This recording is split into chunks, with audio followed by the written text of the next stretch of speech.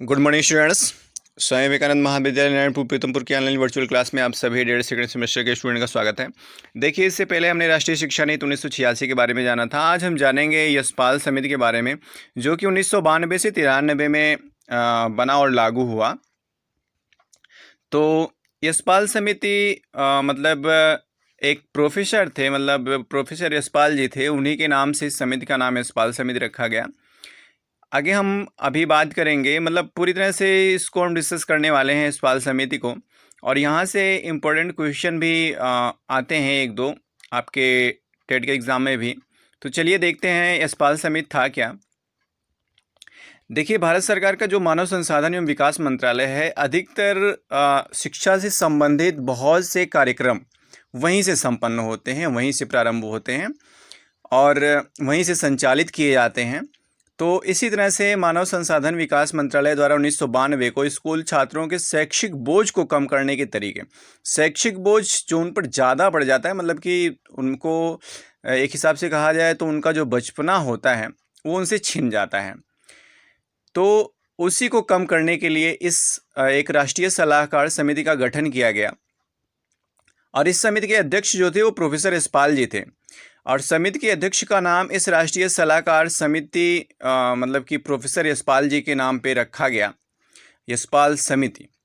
इस समिति ने 15 जुलाई 1993 को अपनी रिपोर्ट प्रस्तुत की, जिसे शिक्षा बिना बोझ के, मीन्स एजुकेशन विदाउट बर्डन, बिना किसी प्रेशर के, बिना किसी बोझ के, बिना कोई फोर्स के शिक्षा किस तरह से संपन्न कराई जाए, उसी परिप्रेक्ष्य में इन्होंने बताया। जैसे देखिए, जो इसमें फर्स्ट पॉइंट है वो है, इन्होंने बताया कि पाठ्य पुस्तकों को तैयार करने की प्रक्रिया विकेंद्रीकृत होनी चाहिए। विकेंद्रीकृत से हमारा मतलब है कि उससे छोटे छोटे यूनिट में बांट देना चाहिए, जिससे कि शिक्षक इसे बेहतर ढंग से प्रिपेयर करके फिर क्लास लेक्चर दे सकें और बच्चे भी समझ सकें, बच्चों को समझने में आसानी हो। सेकंड पॉइंट इन्होंने बताया कि ग्राम, ब्लॉक तथा जिला स्तर पर शिक्षा समितियों का गठन हो। सही बात है, ग्राम, ब्लॉक और जिला स्तर पर शिक्षा समितियों का गठन होना चाहिए। मौके पे वर्तमान में चल भी रहा है।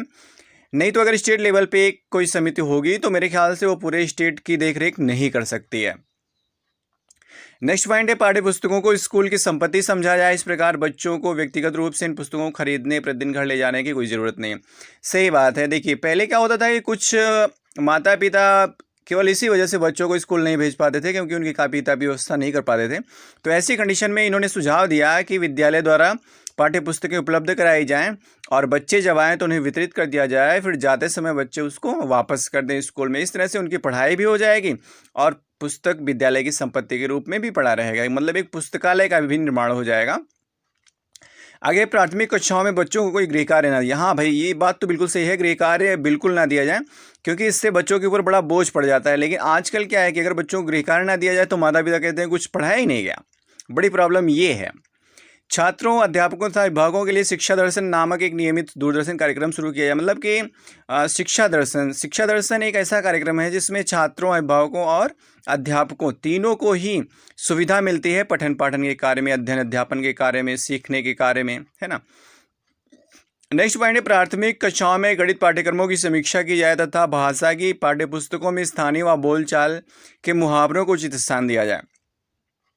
बहुत ही बेहतरीन सुझाव था ये उनका, कि जो प्राथमिक कक्षाओं के पाठ्यक्रम हैं उनकी समीक्षा की जाए, और भाषा, पहली बात तो सबसे बड़ी बात कि मातृभाषा यूज़ किया जाए, और उसके साथ साथ जो स्थानीय बोलचाल या जो मुहावरे हैं उसको भी उचित स्थान दिया जाए, जिससे कि बच्चे आसानी से सीख सकें। क्योंकि वही भाषा या वही शब्द बच्चे जो घर पर सीखते हैं, बोलते हैं, जानते हैं, जब उसी भाषा में उनको शिक्षा दी जाएगी तो जाहिर सी बात है कि वो बहुत आसानी से और बहुत शीघ्रता से उसको सीखेंगे और कंठस्थ कर लेंगे। और इसके बाद फिर इन्होंने कहा कि पाठ्य पुस्तकों में बच्चों के अनुभव तथा सामान्य जनजीवन प्रतिबिंबित होना चाहिए। मतलब कि जो भी पाठ्य पुस्तकें हों उनमें कुछ ऐसी चीज़ें डाल देनी चाहिए जिनमें बच्चों की रुचि हो। और प्राथमिक कक्षाओं में विज्ञान पाठ्यक्रम तथा पाठ्यपुस्तकों में प्रयोग करने को अधिक स्थान दिया जाए।